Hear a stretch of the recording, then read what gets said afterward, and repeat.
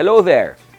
This is Motoring Today, the Philippines' premier and longest-running weekly motoring news and features electronic magazine. Welcome to our annual year-end special on the year that was in motoring. I'm Ray Louie Gamboa. And I'm Susie Gamboa. 2021 was the second year for us, motorists and commuters alike, learning to live under restrictions forced upon us by the COVID-19 pandemic. The pandemic has certainly influenced our priorities and shaped government policies and programs that relate to private motoring and mass transport. The importance of both was highlighted by their lack in the first year of the pandemic, private motoring restricted and public transport suspended. 2021 saw the return of private motoring as restrictions are eased to open up the economy, and the return of the problems that come with it. The provision of safe and efficient mass transportation also became even more of a priority, with authorities fast-tracking programs and plans to modernize public transport as well as helping drivers and operators survive the pandemic.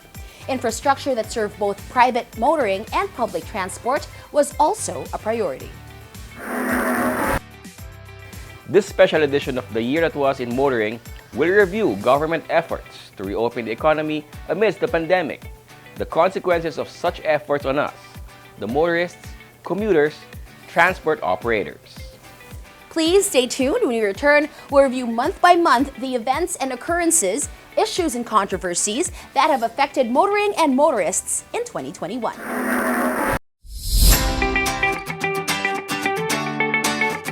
This Motoring Today year-end special episode is brought to you by Mitsubishi Motors Philippines, Prudential Guarantee, Suzuki Philippines, and Toyota Motor Philippines.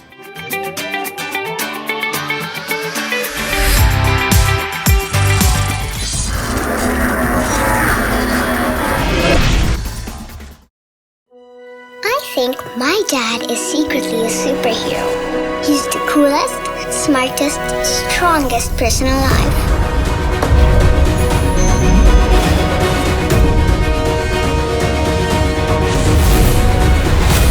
No matter where we go, he always makes sure I feel safe. And he isn't afraid of anything. My dad likes to call that the power to lead. I call it his superpower.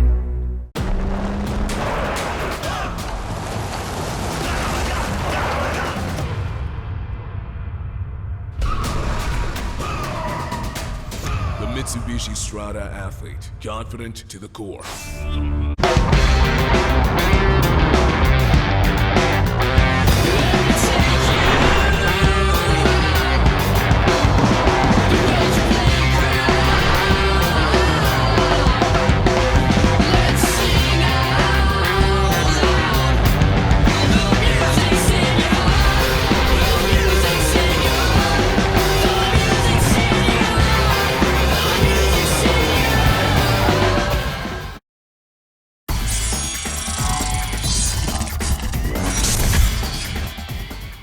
Welcome back to our year-end special on the year that was in motoring amidst an unabating pandemic. 2020 saw authorities implement various policies and programs aimed at helping communities and sectors of the economy, including the transport sector, survive while containing the contagion. The year also saw many in the private sector come to the aid of government in helping keep the economy afloat. 2021 saw some of these government programs and private sector initiatives begin to benefit motorists, public transport operators, and commuters, even as more initiatives are undertaken and new laws and regulations for safety are being implemented. The new year started bright for commuters, particularly rail transit riders who are now benefiting from better facilities at stations and more trains running. The MRT3 now deploys 22 train sets daily, running at a maximum of 60 kilometers per hour. This includes 2 Dalian trains refitted and re-equipped to be compatible with the MRT3 train system. The numbers are particularly encouraging. Waiting time at stations down to 3.5 to 4 minutes. Travel time end-to-end from North Avenue to Taft Avenue cut to 45 to 50 minutes.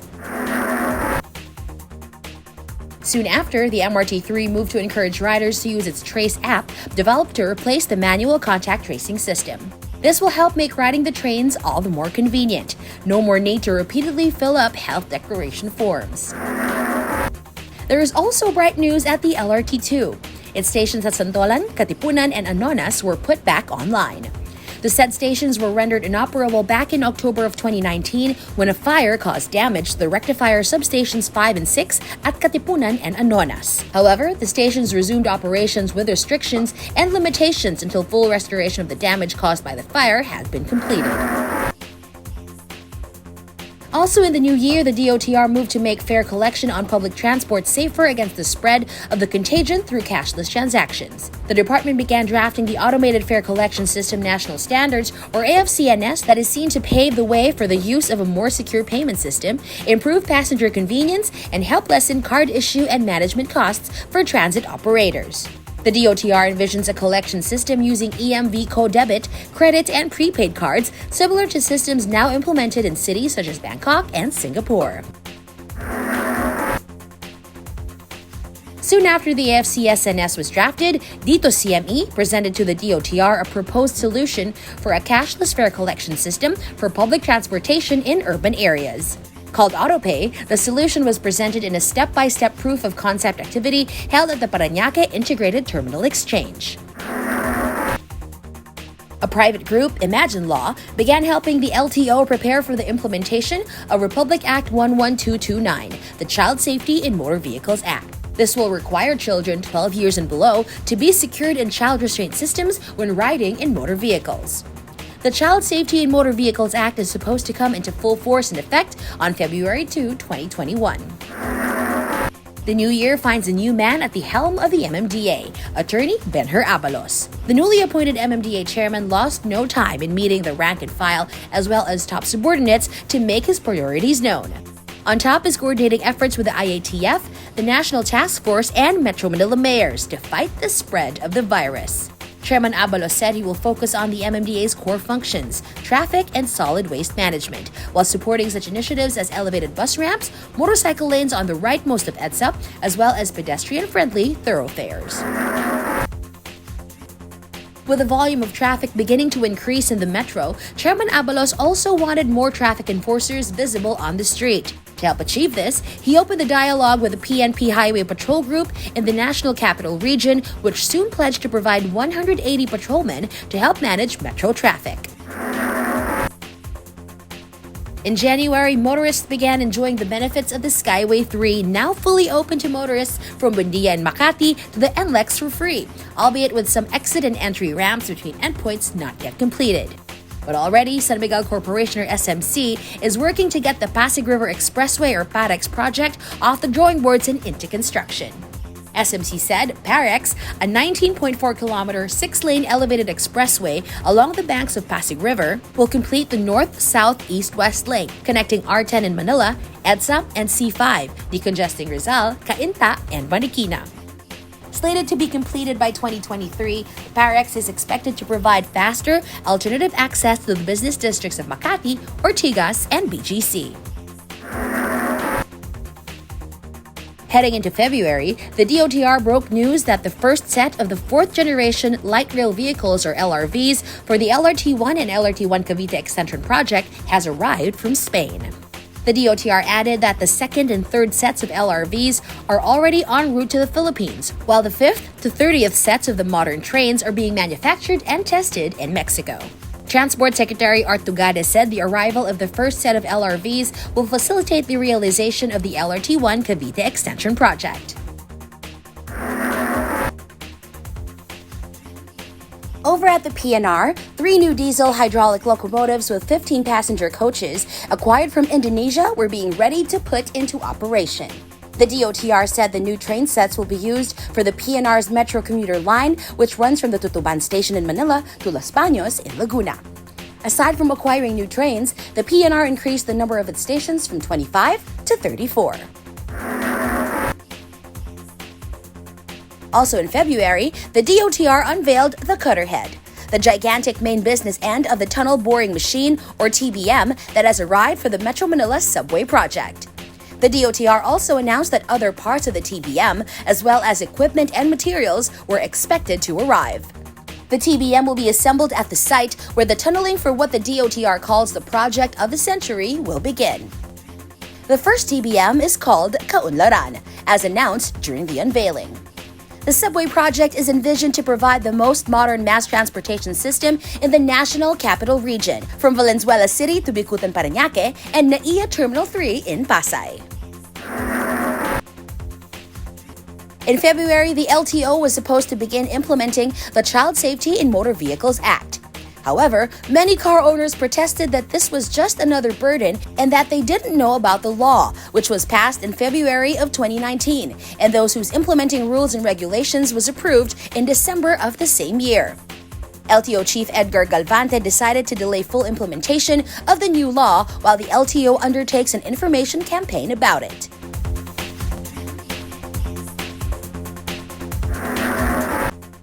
The month of love saw some hate thrown at private motor vehicle inspection centers, or PMVICs. Complaints about excessive fees, glaring errors in results, even damage to vehicles being tested went viral in social media. This prompted the DOTR and the LTO to mount a campaign in defense of the necessity and legal basis of the motor vehicle inspection system that it has outsourced to PMVICs. The protests and criticisms forced the PMVICs to agree to lower fees and to waive retesting fees at the request of the DOTR and the President himself. MMDA Chairman Abalos continued in February what he started in January, imposing his ideas on how to manage traffic in Metro Manila.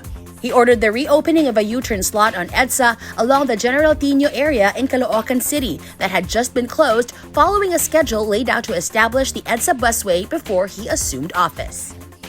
Chairman Abalos ordered the concrete barriers blocking the U-turn removed after visiting the area to see for himself the heavy traffic congestion caused by the closure.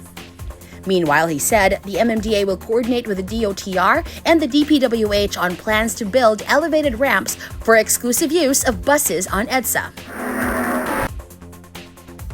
Following an inspection of existing bike lanes, Chairman Abalos promised to implement improvements to ensure the safety of cyclists. During the inspection of bike lanes along Monumento Circle in Caloocan, EDSA, Ross Boulevard, Commonwealth, C5 Road, Quezon Avenue, and Commonwealth Avenue, it was noted that existing pavement markings were not easily visible, and more bicycle lane signs and markings, as well as protective barriers, needed to be put in place. The COVID-19 pandemic did not stop the NLEX Corporation from continuing construction of various road infrastructure projects. This includes the expansion of the Subic-Freeport Expressway, or SFX, which was completed and open to motorists and cargo haulers in February. From just a single two-way carriageway, the SFX is now a double carriageway with dedicated lanes in each direction. Heading into March, the Cavitex Infrastructure Corporation, or CIC, continued to work hard to meet self-imposed deadlines for the completion of segments of the Cavitex C5 Link Expressway. CIC reported that preparatory work has begun for Segment 3A2, a 1.6-kilometer 2x3-lane expressway from Merville to RSG subdivision in Parañaque. Also begun was ground improvement work for Segment 2, a 1.9-kilometer 2x3-lane expressway from Cavitex to a proposed interchange in Sucat. The CIC says it claims to complete the construction and open to motorists both segments 2 and 3 by the second quarter of 2022 and reduce travel time from Las Piñas, Parañaque, and Cavitex to Makati and Taguig. Also heading into March, criticism against PMVICs have reached a crescendo and the palace. The president ordered that PMVIC testing should not be made mandatory and that results from private emission testing centers, or PETC, along with LTO inspections, can still be used for renewal of vehicle registrations. The DOTR also formalized the mandate for PMVICs to charge lower fees. In March, the MRT-3 reported that the continuing rehabilitation of MRT facilities, replacement of tracks, and the addition of more trains in operation have resulted in an increase in ridership while still under COVID-19 restrictions. The MRT-3 said that the highest so far recorded under pandemic restrictions was 172,665. This compares to around 280,000 recorded before the pandemic. The LRT2 also reported good news in March. The late Light Rail Transit Authority Administrator Reynaldo Beroya said LRT2's maintenance providers were fast-tracking the restoration of 3 train sets to augment its existing operational trains and to reduce the current 14-minute headway to 9 minutes. This will mean the LRT2 can accommodate 20,000 more passengers on top of the 40,000 being transported daily, while under severe capacity restrictions imposed because of the COVID-19 pandemic. The LRT2 expects to have 8 train sets running by the second quarter of the year and 10 train sets running by the third quarter. The LTO and TESDA signed a memorandum of agreement to raise the competency of local drivers. The agreement calls for TESDA to develop standard courses for educating and training drivers, especially those who would make it a profession. It also authorizes TESDA and its training centers to offer theoretical driving and practical driving courses equivalent to those being offered by the LTO's drivers' education centers. It's already the 3rd month of 2021 and still, the Skyway 3 remains toll-free. And there appears to be tension between SMC and the TRB over when Skyway 3 can begin charging motorists for use of the elevated expressway. SMC is pressing the TRB to issue the toll operating permit that will allow Skyway 3 to begin collecting toll. But the TRB said it was still evaluating the assessment submitted by an independent consultant, stating that the Skyway 3 is substantially or 97% complete. The first 3 months of the new year augured well for a 2021 that will see less restrictions, more motoring, and improved public transport amidst a pandemic. What did the next quarter bring? Find out when we return after this break.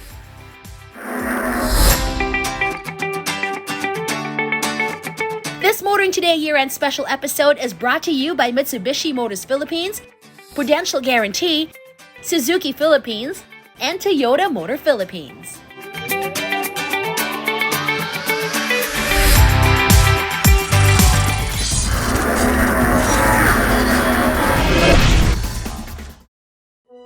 I think my dad is secretly a superhero. He's the coolest, smartest, strongest person alive.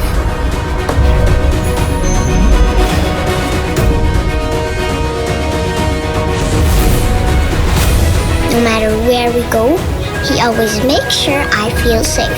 And he isn't afraid of anything. My dad likes to call that the power to lead. I call it his superpower.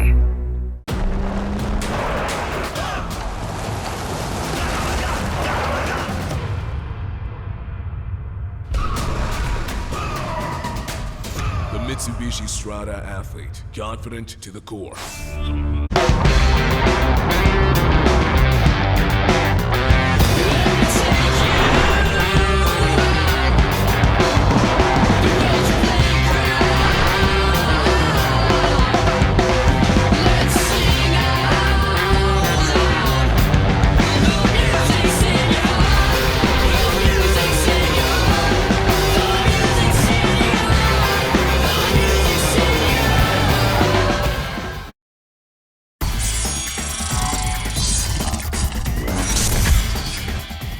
Welcome back to our year-end special on the year that was in motoring amidst an unabated pandemic. The first quarter of 2021 certainly had elements, boding well or not for motoring and motorists. The next 3 months inevitably offer the same.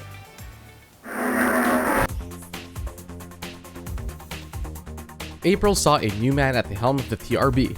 Attorney Alvin Carullo, no pundit, is certain if this had anything to do with the recent misunderstandings between the agency and the San Miguel Corporation's Skyway 3 regarding the start of the latter's toll collection. And here came Carullo in April, vowing to fast-track ongoing and proposed toll road projects as well as to enforce proactive regulation of existing toll roads. all the while inculcating a culture of competence, integrity, and good public service in the TRB. Also in April, the TRB said it was working with an independent consultant to conduct the site acceptance test of the electronic toll collection system of the Skyway 3. Perhaps the last test Skyway 3 must pass before it can begin charging toll. Around April, the IATF put Metro Manila and provinces bordering the metropolis, the so-called NCR Plus area, under stricter quarantine restrictions. To ensure public transportation was available for health frontliners and other essential workers, the DOTR implemented various initiatives. The Free Ride for Health Workers program was expanded to include APORs and the NCR Plus, while increasing the per-kilometer fees of public transport operators involved in the program. Later, the Free Rides for APORs program was expanded to even more areas nationwide, regardless of community quarantine levels.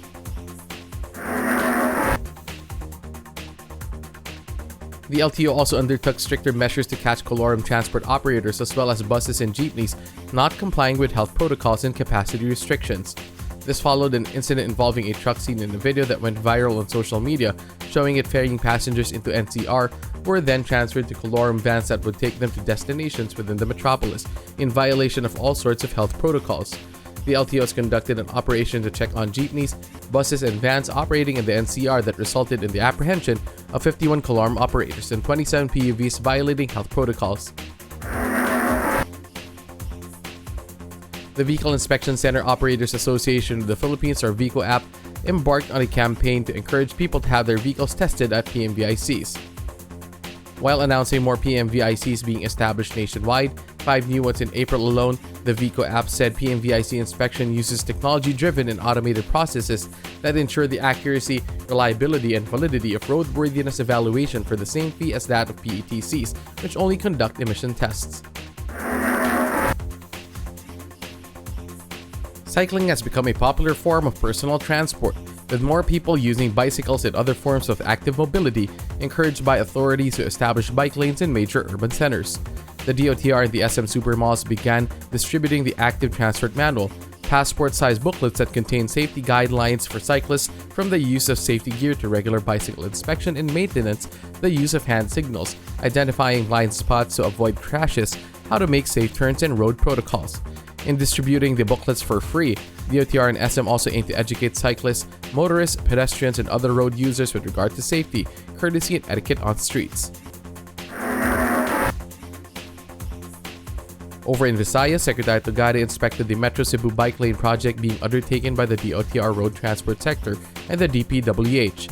He checked out the completed segment of the Metro Bikeway called the SRP section. 5 meters wide and 2.3 kilometers long, the SRP section featured a pedestrian sidewalk, a shed for bike racks and benches, and solar studs that light up at night to guide cyclists. In May, the Metro Cebu Bike Lane network was 64% complete, covering around 88.84 kilometers.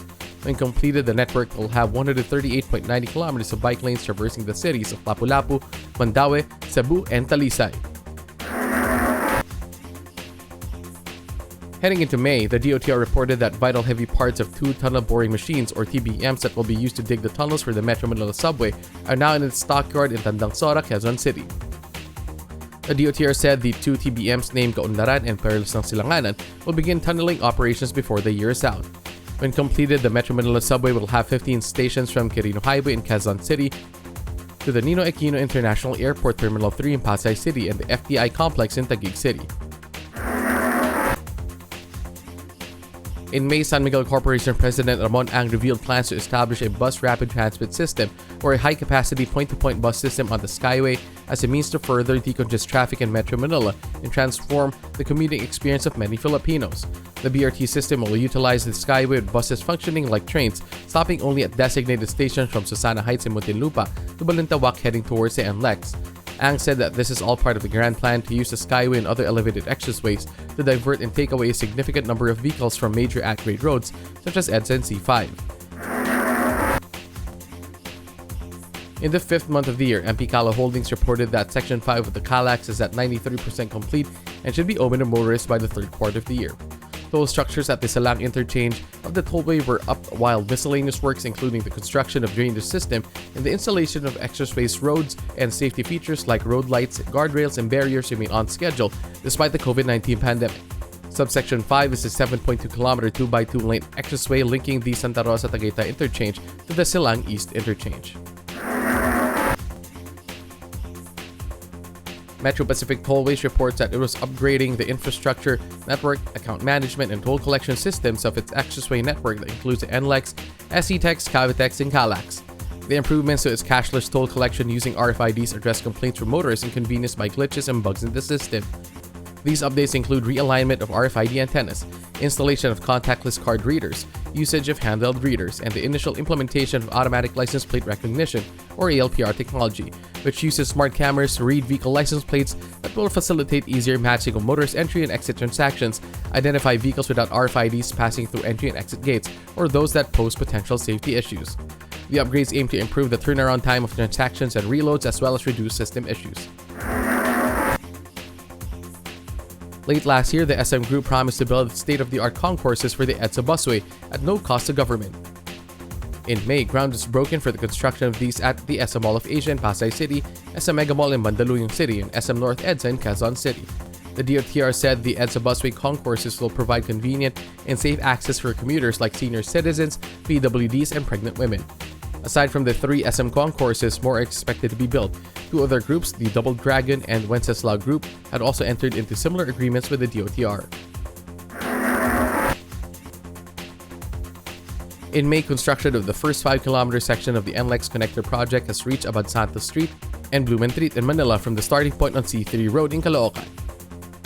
This was reported by DPWH Secretary Villar, who said all was ready for the start of the next 3-kilometer section from Espana Interchange to the vicinity of the Polytechnic University of the Philippines in Santa Mesa by June 2021.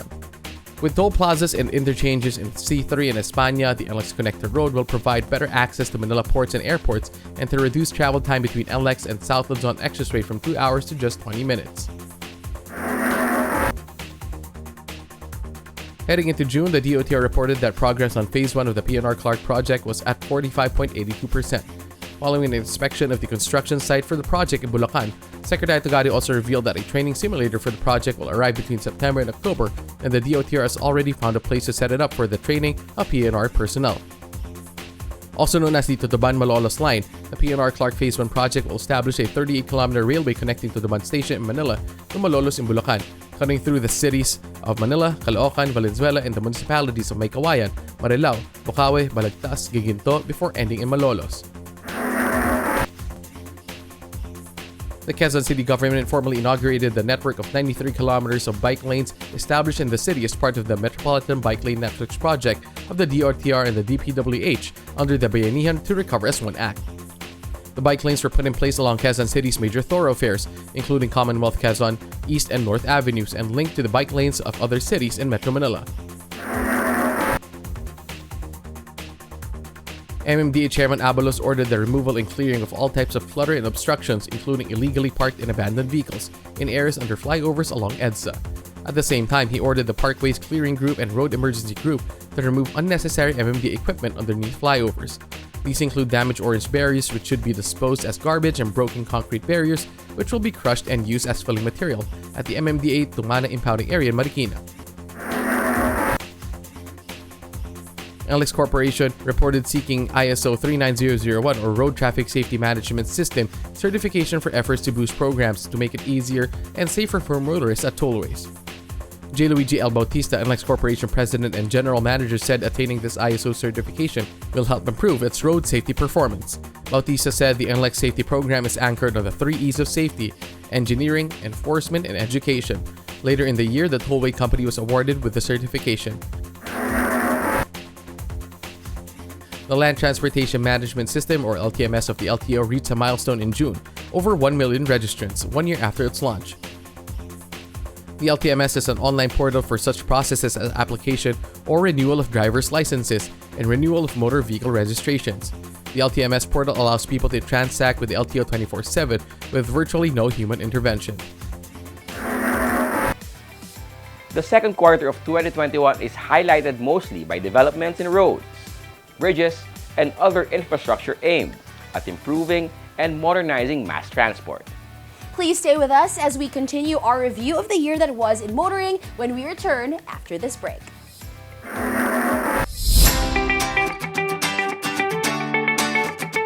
Motoring Today year-end special episode is brought to you by Mitsubishi Motors Philippines, Prudential Guarantee, Suzuki Philippines, and Toyota Motor Philippines.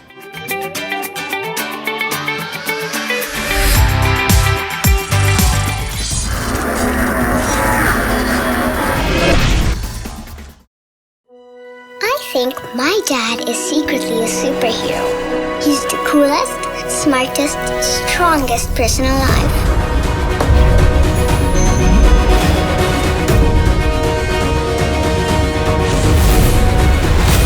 No matter where we go, he always makes sure I feel safe. And he isn't afraid of anything. My dad likes to call that the power to lead. I call it his superpower.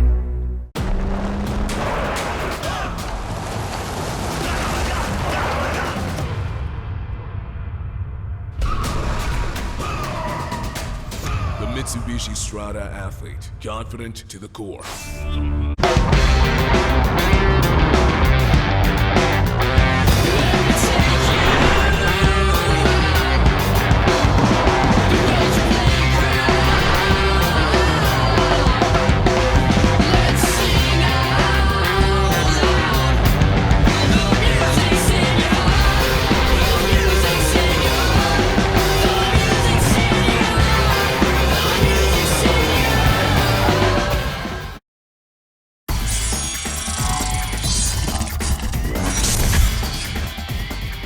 Welcome back to our year-end special on the year that was in motoring, amid a pandemic that refuses to go away.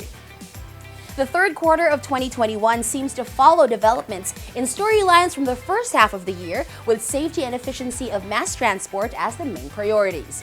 And in a pandemic, apps, online systems, and digital processes took on more significance.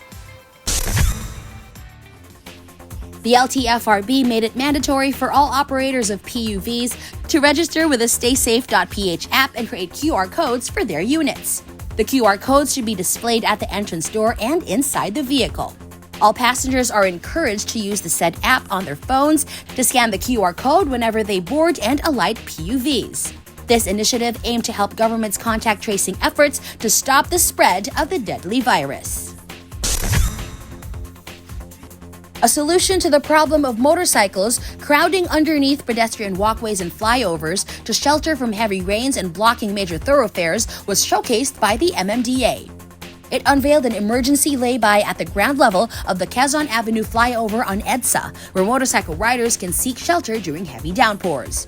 The MMDA said it has identified more sites for use as rain shelters for motorcyclists along EDSA, C5 Road, Ross Boulevard, Alabang Road, Parañaque Sucat Road, and Chapel Road. Signage displaying the regulations for use of the emergency lay-by will be placed at the sites once they are cleared of obstructions. Heading into the second half of the year, motorists began noticing traffic congestion is returning to pre-pandemic levels. Debates arose over whether to resume the implementation of the Unified Vehicular Volume Reduction Program, or UVVRP, better known as coding, to help ease traffic congestion. However, MMDA Chairman Benhur Abalos said coding was not needed at the time, citing that public transport was still operating at limited capacity. He said that if coding was implemented, people with only one car would be forced to take public transportation, risking it becoming a vector of the contagion. After a long wait, 2 stations of the LRT2 East Extension project were finally put into operation in July. The Marikina, Pasig, and Antipolo stations of the LRT2 were inaugurated, and on its first 2 weeks of operations, the ride on trains at the extension was free. Private Motor Vehicle Inspection Centers, or PMVICs, again became the subject of controversy after the DOTR issued a memorandum circular assigning geographical areas of responsibility, or GAORs, to each authorized testing center. Under the circular, LTO district or satellite offices will only accept vehicle testing reports for renewal of registration from PMVICs in whose GAORs they are situated. The new circular, which seemed to make PMVIC testing mandatory in areas identified as having GAORs, drew criticism from motorists and legislators. Soon after the GAOR policy was announced, Secretary Tugade suspended its implementation. This meant owners can still choose between having their vehicles tested at private emission testing centers with accompanying visual checks at LTO offices or at PMVICs prior to renewal of registrations. Before heading into August, Transport Secretary Art Tugade formally opened the 54.744-kilometer network of bike lanes established in Davao. The Davao City Bike Lane Network features white and green pavement markings, signage, bollards, bike symbols, solar studs, and concrete delineators. Bike racks were also placed in strategic areas. The Bike Lane Network project covered 14 road sections in Davao City. A memorandum of agreement was entered into by the NLEX Corporation, the DOTR, the DPWH, and the Marilao Municipal Government to facilitate the start of the Marilao East Service Road Project. Under the agreement, NLEX gives the DPWH in Region 3 permission to use its right-of-way for construction of a service road from the Barcelona Academy in Barangay Lias to the Mario Santiago Road in Marilao, Bulacan. The temporary service road will help ease the expanding traffic volume at the Meycauayan-Marilao corridor. The MMDA has made it easier for violators of traffic regulations to pay their fines under the pandemic beginning in August. The MMDA tapped the Land Bank of the Philippines and the CIS Bayad Center Incorporated to allow cashless payment of fines and penalties. The agency reported that on a daily basis, it receives an average of 2,000 traffic fines and over-the-counter payments. Contactless payment also means less exposure to the possibility of both contracting or spreading COVID-19, MMDA Chairman Apolos said. However, this question is being asked. Does it help deter motorists from continuing to commit more violations? Heading into September, a new section of the 45-kilometer Calax was completed and open to motorists. This extended the operational sections of the Calax from 10 kilometers to 14.24 kilometers, providing motorists a quicker alternate route from Mamplasan in Laguna to the newly inaugurated Silang East Interchange in Cavite. In September, SMC announced that work on the elevated track and stations of the MRT-7 was more than halfway complete. But already, the first batch of trains ordered from South Korea for the rail has arrived. The trains will be used for the commuter rail service from Quezon City to San Jose in Bulacan. SMC said work is being facilitated to complete the guideway and the stations, as well as electronic and mechanical works. Soon after the train's arrival, they were set on the tracks of segments already completed to await test runs. A total of 36 train sets or 108 cars were ordered from Hyundai Rodam for the MRT-7. The Cavitex Infrastructure Corporation reported that the construction of the Cavitex C5 link was back in full swing with 20% of the project already completed. Segment 3A1 of the project connecting Merville to C5 is already open to motorists, it added. In announcing the progress in the construction of the project, the company also revealed plans to install automatic license plate recognition cameras to complement the RFID toll collection system at the toll gates of the Cavitex. The LTFRB relaunched the SCP in September to continue helping transport operators and PUV drivers to earn and sustain services even under capacity restrictions. The SCP was relaunched with 3 billion pesos in funding allocated under the 2021 General Appropriations Act. The LTFRB launched the Central Public Utility Vehicle Monitoring System, or CPU-VMS, in September. Using GPS technology, the CPU-VMS monitors real-time the number of PUVs on the road, their speed, their routes, and estimated time of arrivals. The system was first used to monitor buses on the EDSA carousel participating in the service contracting program. From its command center, the MMDA can now monitor PUVs for possible violations such as going out of line, taking too long at stops, speeding, and even detecting colorum operations. The third quarter of the year showed motoring in Metro Manila and other urban areas returning to pre-pandemic conditions, including traffic congestion. It also showed how transport and health authorities continue to struggle with balancing the need to open up the economy and containing the contagion. Please stay with us while we take a break. When we return, we'll review the events, occurrences, and issues concerning motoring and motorists in the final quarter of the year that was in motoring amidst a pandemic.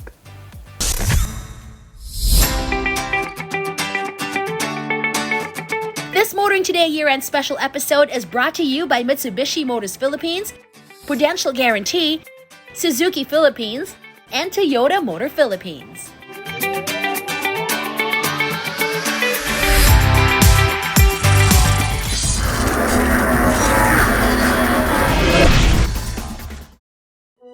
I think my dad is secretly a superhero. He's the coolest, smartest, strongest person alive.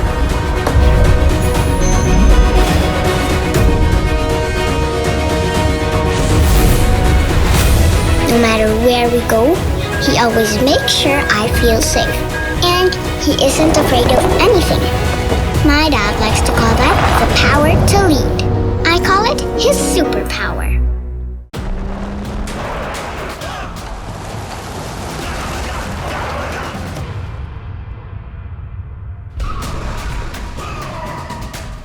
The Mitsubishi Strada athlete, confident to the core.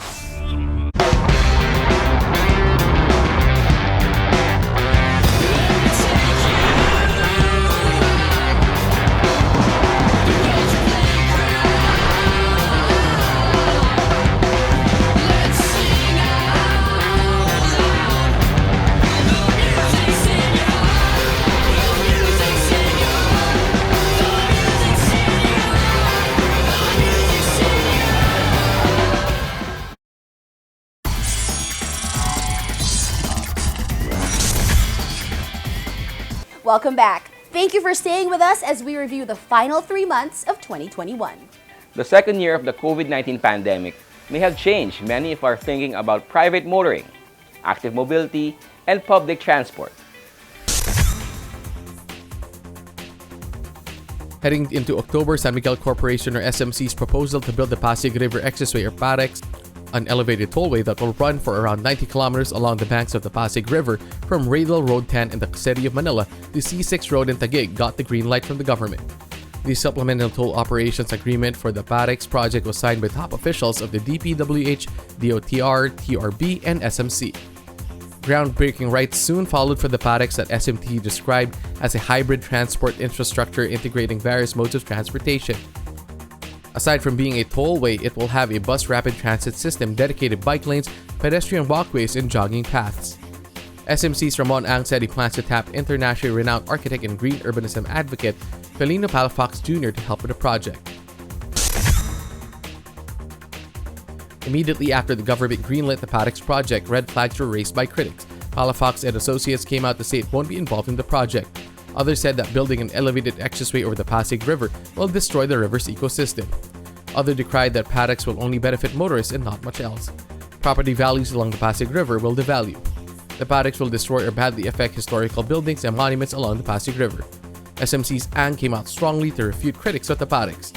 Ang clarified that while there is no formal engagement with Palafox, SMC has been in discussion with them about getting his help to do the PAREX right. Ang said he learned from the architect himself that forces critical of the project have been exerting pressure on him, his associates, and his family to drop the project. He reiterated that SMC intends to design and build the 6-lane elevated tollway following the banks of the Pasig with sustainability in mind. Ang said the tollway will be built on the banks of Pasig River, with posts occupying only 1 meter of the average 200 meters width of the river. Also in October, the DOTR endorsed the unsolicited proposal of the SM Group to build an integrated monorail and flyover project in Pasay City. The endorsement came in the form of a memorandum of agreement signed by Transport Secretary Tugade and Pasay City Mayor Imelda Calixto Rubiano to support the integrated Pasay monorail and the EDSA Tramo flyover extension project. The MOA said the monorail transit system will provide easy access to the Bay Area and the Pasay City Central Business District while helping ease traffic congestion, particularly on portions of Taft Avenue and the Jose W. Docnio Boulevard. In October, the House Committee on Transportation approved the Motorcycle for Hire Regulation Act filed by Navotas Representative John Reynald Tiangco. The bill consolidates 18 others that seek to regulate the use of motorcycles for hire or motorcycle taxis for public transportation. Tiangco, served as chairperson of the technical working group looking into motorcycle taxi operations, said the object of his measure is to ensure proper regulation of motorcycle taxis. The bill calls for mandatory use of digital platforms for hailing and availing of motorcycle taxis to prevent colorum operations. The PNR reported that the first train set ordered for the coming Tutuban to Malolos commuter rail service is now undergoing testing at the Japan Transport Engineering Company's test tracks and facilities in Yokohama. The train set manufactured by the Japan Transport Company and Sumitomo Corporation joint venture was scheduled to be shipped from Japan in October for arrival in Manila by December. The DOTR, the DOLE, LTFRB, and the Office of Transportation Cooperatives signed a memorandum of agreement to facilitate the implementation of the Entrepreneur program. This program provides funding and livelihood support to drivers and transport operators affected by the COVID-19 pandemic and the PUV modernization program. The program will help beneficiaries learn new livelihood skills. Each individual beneficiary is entitled to 30,000 pesos under the Entrepreneur program, while cooperatives can get as much as 1 million pesos for group projects. MMDA General Manager Jojo Garcia resigned to run for a seat in the House of Representatives. Attorney Romando Artes, erstwhile Assistant General Manager for Finance and Administration, was appointed to take Garcia's place. Following his appointment, Attorney Artes promised to continue the programs and projects undertaken by the MMDA while Garcia was its General Manager. He also vowed to work hand-in-hand with Chairman Benner Abalos to provide assistance in the formulation and implementation of projects, resolutions, ordinances, regulations for Metro Manila. The DOTR contracted the China Railway Design Corporation or CRDC to be the project management consultant for the Tagum-Davao-Digos segment of the Mindanao Railway Project or MRP. Secretary Togado said the consultancy contract is one step leading towards establishing a 1,544-kilometer railway system connecting the cities of Davao, General Santos, Cagayan de Oro, Iligan, Cotabato, Zamboanga, Butuan, Surigao, and Malaybalay in Mindanao. The said segment will have a 100-kilometer railway line with 8 stations connecting the cities of Tagum in Davao del Norte, Davao City, and Digos in Davao del Sur. The CRDC will assist the MRP Project Management Office in the preparation and management of the overall project implementation program. Confusion continued to reign over LTO policies on PMVICs and PETCs through to October. Complaints were vented on social media or reported to the Senate directly that LTO district offices and branches in the provinces were refusing to accept results of PETCs for vehicle registration renewals. This prompted LTO Chief Edgar Galvante to clarify that motor vehicle owners will have the option to have their vehicles tested for roadworthiness and compliance with the Clean Air Act at PMVIC or at a PETC.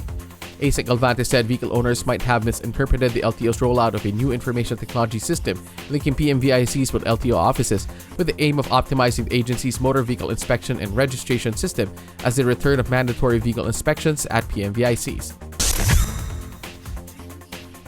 The Light Rail Manila Corporation received in November another brand new 4th-generation train set ordered from Spain and Mexico.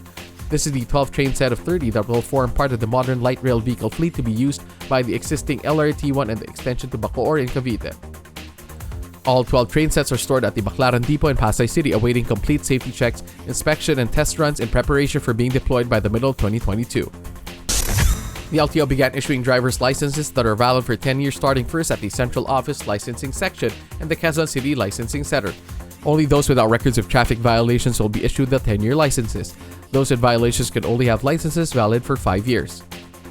Those applying to get their licenses renewed are required to undergo a comprehensive driver's education or CDE seminar and pass a test. The CDE seminar can be taken for free at LTO's driver's education centers and at the LTO accredited driving schools for a fee. The MRT-7 project has reached a new milestone with 2 more brand new Hyundai Roadtem train sets mounted on the MRT-7 tracks between University Avenue and Tandang Sora. The MRT-7 expects to receive and install 6 more train sets before the year ends. Work on the 22-kilometer MRT-7 that runs from North Avenue in Quezon City to San Jose del Monte, Bulacan was 56% complete and test runs are scheduled to start by December 2022. Mover PH, the first bike and e-scooter sharing company in the Philippines, expanded its operation to Makati City, establishing Mover hubs and parking lots in partnership with Ayala Land. Mover first started renting out single-gear bikes and easy-to-use electric scooters in the Bonifacio Global City in 2020. Launching Mover operations in Makati will provide Makatizens with an accessible transportation alternative that prioritizes their health and safety, said Ana Moncupa, founder and CEO of Mover. Those wishing to use Mover bikes and e-scooters need to download the Mover app for free from the App Store or Google Play Store and create an account by registering their email addresses. The MMDA and the Quezon City government may have found a solution to the problem of how to keep traffic flowing at U-turn slots without hampering EDSA carousel bus operations. Signal lights were installed at the U-turn slots in front of the Quezon City Academy and the 1-year Daria Bridge.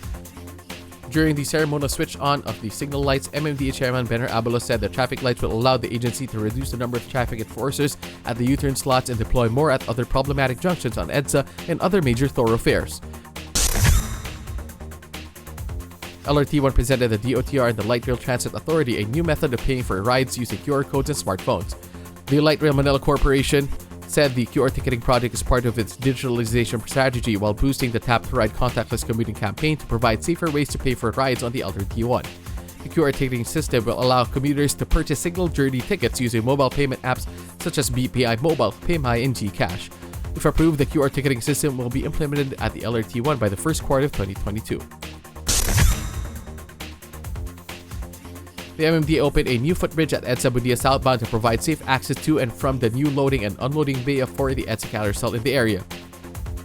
The new footbridge connects to the existing MRT pedestrian overpass crossing EDSA southbound and serves those who are going to Makati Central Business District and vice versa. It is the 125th footbridge that the MMDA has built all over Metro Manila, which serve a total of approximately 3 million pedestrians daily. Construction of footbridges at Tramo, Taft, and Ross Boulevard for the EDSA bus carousel is already underway according to the MMDA. NLEX Corporation attained ISO certification and due for complying with Integrated Management System standards for quality, environment, and occupational health and safety. DQS Holdings GmbH, one of the leading certification bodies for management systems worldwide, again awarded NLEX ISO certification for the following: ISO 9001-2015 for quality management system, ISO 14001-2015 for environmental management system, and ISO 45001-2018 for occupational health and safety management system. In November, the LRT1 began conducting a series of test and trial runs to confirm the readiness of its new Alstom signaling system. LRT1 is upgrading to the said signaling system to accommodate the commercial operation of the 4th generation train sets it had ordered and plans to use in 2022. When the LTO first announced the new requirements for applying for new or renewing of drivers, many feared it would be more expensive and tedious.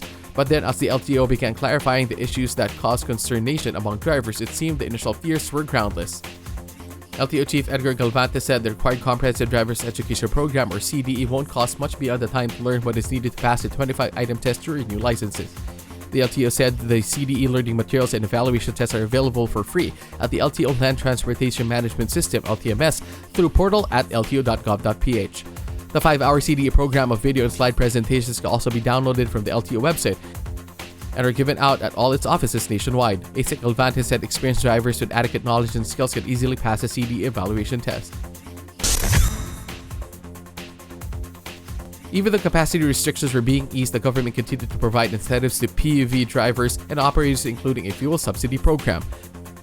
In December, the LTFRB said 78,000 operators could avail themselves of the one-time fuel subsidy worth 7,200 pesos from among those who have active Pantawid Pasada program ATM cards.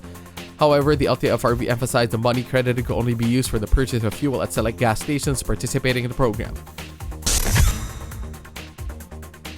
LGUs also got incentives in the form of awards for establishing networks of bike lanes and encouraging the use of bikes and other forms of non-motorized personal modes of transport among their constituents.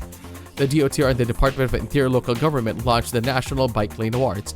Among the first winners were Iliria City Gold, Pasig City Silver, and Quezon City Bronze. The awards were handed out during the National Bicycle Day instituted to highlight the importance of non-motorized transportation. NLEX Corporation started installing automatic license plate recognition or ALPR and RFID early detection systems at more toll lanes at the NLEX and at the SCTEX. The ALPR system uses smart cameras that read vehicle license plates for easier matching of motorist RFID transactions. The enhanced RFID scanners can detect up to 3 vehicles in advance and promptly process toll lane transactions. Traffic congestion traditionally worsens during the Yuletide season. This remained true even amidst a pandemic. The MMD ordered the implementation of an older version of the Unified Vehicle Volume Reduction Program, also known as the Number Coding Scheme in Metro Manila. Depending on the end number of their license plates, vehicles were banned once a week from going on the road during afternoon rush hours or from 5 p.m. to 8 p.m. The resumption of the modified number coding scheme only covers private vehicles. Exempted were PUVs including tricycles, transport network vehicle services, motorcycles, garbage trucks, fuel trucks, and motor vehicles carrying essential and/or perishable goods. The latest master plan for the development of a high-standard highway or HSH network in the Philippines, turned over by the Japan International Cooperation Agency to the DPWH, calls for the construction of 4,400 kilometers of Class 1 highways. The new master plan expands and updates the 2010 HSH master plan that covered the development of highways within a 200-kilometer radius of Metro Manila, Metro Cebu, and Metro Davao. That was our look into the final 3 months of 2021. Please stay with us as we wrap up this year-end special when we return after this break.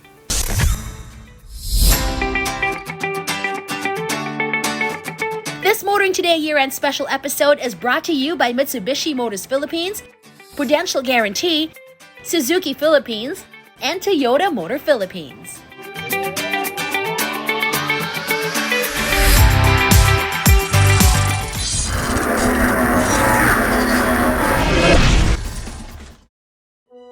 I think my dad is secretly a superhero. He's the coolest, smartest, strongest person alive.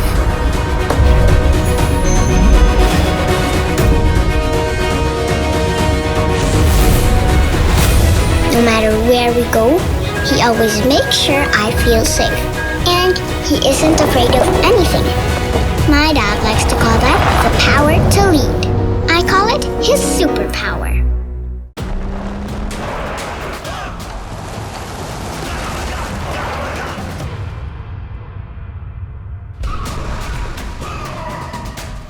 The Mitsubishi Strada athlete, confident to the core.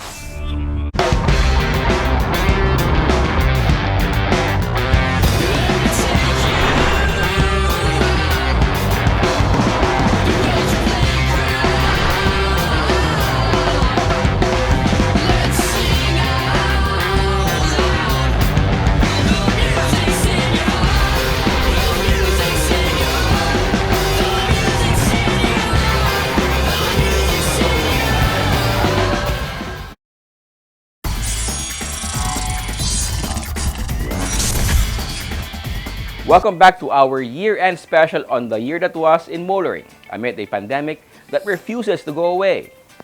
So, it was up to us motorists and commuters alike to learn to live with a virus that seemed to develop new and more infectious mutations.